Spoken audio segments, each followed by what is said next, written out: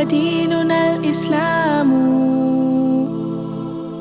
أركانه الجليلة دعائم الفضيلة. وَلَقَدْ يَسَّرْنَا الْقُرْآنَ لِلذِّكْرِ فَهَلْ مِن مُدَّكِرٍ، اور بے شک ہم نے آسان کیا قرآن نصیحت کو، پھر ہے کوئی نصیحت پکڑنے والا؟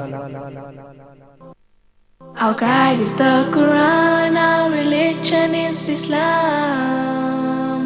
5 noble pillars upholding what is virtuous. To make the testimony is the base of the faith, and the fast and the prayer, the pilgrimage and charity. جی، تفسیر کا اگلا اصول یہ ہے کہ شان نزول کے مطلب کو سمجھیں۔ اچھا، بعض لوگ یہ سمجھتے ہیں شان نزول کا مطلب، ادھر دیکھیے بات کو ذرا سمجھیے۔ مولانا مودودی نے تفہیم القرآن کے مقدمے میں بھی اس بات کو بڑے آسان الفاظ میں اصطلاحات کے بغیر سمجھانے کی کوشش کی ہے۔ اب جیسے یہ لڑکا میرے پاس آیا، یہ کہتا ہے کہ میرے گھٹنے میں بہت تکلیف ہے، بہت گھٹنے میں تکلیف ہے۔ میں کہتا ہوں یار 2 پیناڈال کھا لو۔ تو یہ لڑکا جا کے سارے گاؤں میں اس نے کہہ دیا کہ جی گھٹنے کی تکلیف اگر ہو تو پیناڈال کھانا چاہیے، گھٹنے کے لیے پیناڈال بہت مفید ہے۔ اچھا، یہ لڑکا میرے پاس آ گیا، اس نے پوچھا کہ بھئی میرے سر میں درد ہو رہا ہے، تو سمجھے میں نے اس کو کہا کہ 2 پیناڈال کھا لو۔ اس نے جا کے اپنے گاؤں میں کہہ دیا کہ سر کے درد کے لیے سب سے مفید چیز پیناڈال ہے۔ اس آدمی نے یہ سمجھا کہ سر کے درد کے لیے دوا صرف پیناڈال ہے، اس آدمی نے سمجھا کہ پیر کے درد کے لیے پیناڈال ہے، حالانکہ اور اس آدمی نے سمجھا کہ بھائی پیناڈال تو میرے بارے میں نازل ہوئی ہے، اس آدمی نے کہا پیناڈال تو میرے سر کے درد کے بارے میں نازل ہوئی ہے، حالانکہ نہ اس کے لیے نازل ہوئی نہ اس کے لیے نازل ہوئی۔ پیناڈال تو پین کلر ہے بھائی، کہیں کے درد کے لیے استعمال کی جا سکتی ہے۔ تو العبرۃ بالعموم، عبرت عام ہوتی ہے۔ اچھا، اسی لیے سنیے، اس پر لوگوں نے کہا کہ جی یہ تکرار نزول ہے، 2 مرتبہ یہ سورت نازل ہوئی ہے۔ اب انہوں نے کہا کہ جی انہوں نے مکے میں سوال کیا، انہوں نے کہا کہ یہ مکے میں نازل ہوئی، انہوں نے کہا نہیں مکے میں نازل نہیں ہوئی، یہ تو میرے بارے میں نازل ہوئی، مدینہ منورہ میں نازل ہوئی ہے۔ مسئلہ کیا تھا کہ مولانا مودودی نے بڑے آسان الفاظ میں بتا دیا کہ اس آدمی کا کوئی مسئلہ تھا، تو اس نے نبی کریم صلی اللہ علیہ وسلم سے سوال کیا، اللہ نے وحی کے ذریعے بتا دیا کہ اس کے لیے یہ آیت بتا دیجئے، یہ دوا ہے اس کے لیے۔ یہ ایک دوسرا مسئلہ 5 سال کے بعد پیدا ہوا، 10 سال کے بعد پیدا ہوا، اللہ نے پھر وحی کی، وہی آیت جو آپ نے پہلے بتائی تھی، وہی دوا جو پہلے تجویز کی تھی، وہی اس آدمی کے لیے بھی فٹ ہو جائے گی۔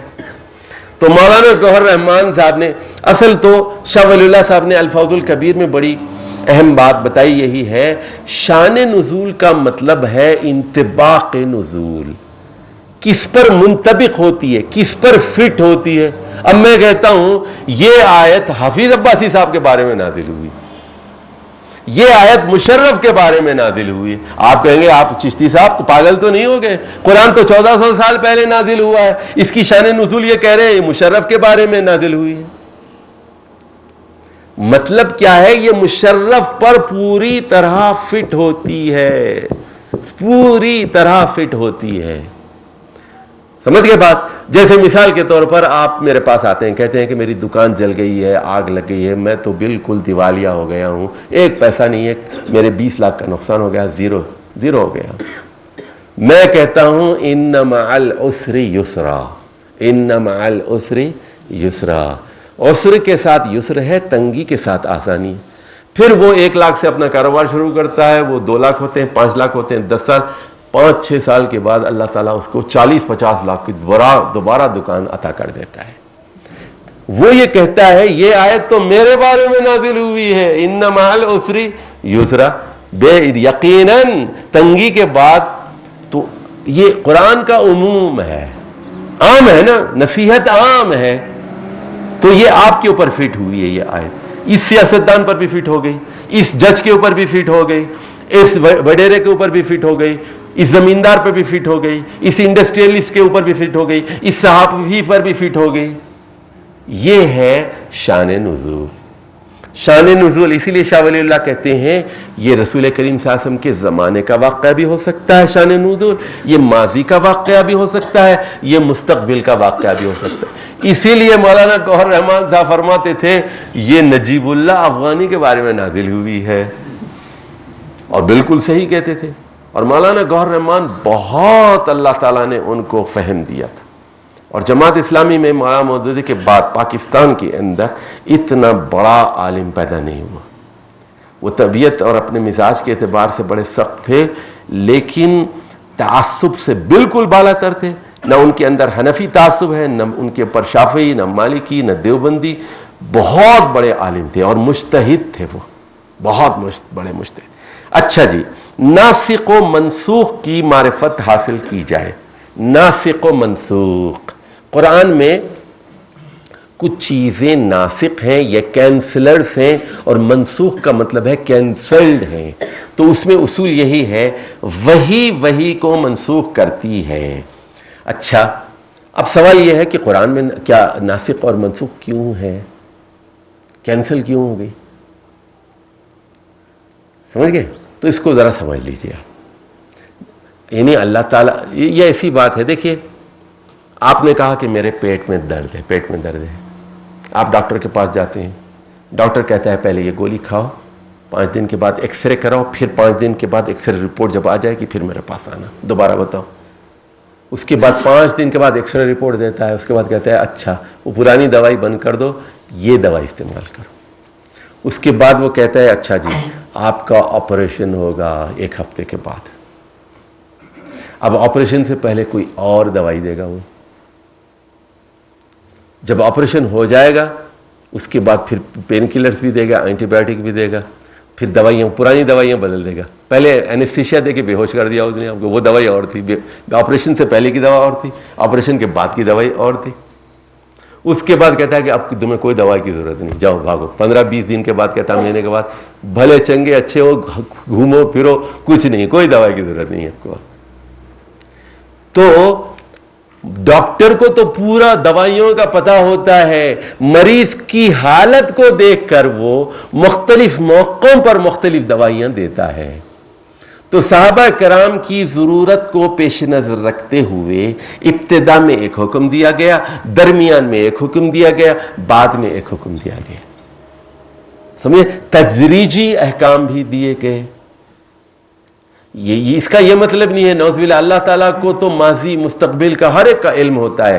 ایسا نہیں ہے کہ نعوذ باللہ اللہ جو ہے وہ سوری یار مجھ سے غلطی ہوگی, میں نے غلط دوا دے دی تھی. ڈاکٹر غلطی کر سکتا ہے, اللہ تعالیٰ غلطی نہیں کرتا. سمجھ رہے, ڈاکٹر تو کہہ سکتا ہے سوری یار میں نے آپ کو وہ دوا دے دی تھی, اب میں دوسری دوا دیتا ہوں. تو اللہ تعالیٰ کبھی سوری نہیں کہتا. کہ اللہ تعالیٰ جو غلطی کرے وہ خدا نہیں ہو سکتا, اللہ جو ہے بے عیب ہستی ہے. تو اب یہاں تفصیل کا موقع نہیں ہے.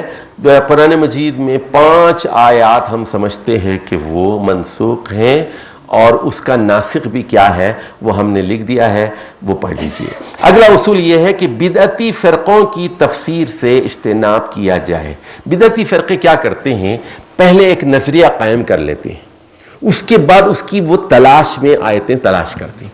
جیسے مثال کے طور پر ایک آدمی ہے, وہ کہتا ہے 12 امام ہیں, امام 12 امام ہیں. پہلے ایک نظریہ قائم کر لیا نا اس نے, 12 امام ہیں. اب پورے قرآن میں ڈھونڈے گا 12 کا لفظ کہاں آ گیا. جہاں 12 آئے گا وہ کہے گا دیکھو وہ جو ہے 12 چشمے پھوٹ پڑے تھے نا, وہ 12 امام ہی تو ہیں وہ. اچھا, اب امام جہاں امام آئے گا اس کی سوئی اٹک جائے گی, اس کی رال ٹپکنے لگے گی. وَكُلَّ شَيْءٍ أَحْصَيْنَاهُ فِي إِمَامٍ مُبِينٍ, اور ہر چیز کو ہم نے ایک امام مبین میں محفوظ کر رکھا ہے. تو یہاں امام مبین کا مطلب ہے کتاب مبین. کل شیء احصیناہ فی کتاب مبین, یعنی تقدیر کی کتاب میں ہم نے ہر چیز درج کر رکھی ہے. اب وہ اس کا یہ مطلب لے گا نہیں جی وہ 12 اماموں کے پاس تو سارا علم تھا کائنات کا. پہلے آپ نے ایک نظریہ قائم کر لیا. اچھا, پرویز, غلام احمد پرویز کمیونسٹ تھا. اب وہ دیکھا کہ شخصی ملکیت نہیں ہونی چاہیے, کمیونسٹ تھا نا وہ. اب وہ قرآن مجید کا اس نے مطالعہ کیا, جہاں جہاں وہ کہتا ہے والارض وضعها للانام. اب اس نے اس پہ کہہ دیا کہ پوری زمین کو آپس میں بانٹ دو انسانوں میں. 6 ارب انسان ہے تو 6 ارب میں برابر تقسیم کر دو اس کو, یا اسٹیٹ کی ملکیت میں دے دو, پرائیویٹ ملکیت نہیں ہونی چاہیے. تو قرآن کی پھر من مانی اس نے تفسیر کی. اب جیسے ایک آدمی یہ کہتا ہے نور بہت پسند ہے اس کو, نوری ہے نا, کراڑ پکنے لگی اس کو, پہلے سے ایک نظریہ قائم کر لیتا ہے, پھر اس کے لیے مثالیں پھر قرآن سے ڈھونڈے گا. یاد رکھیے, سن لیجئے, قرآن کا مطالعہ کرنے کے لیے آپ کو خالی اس ذہن ہونا ضروری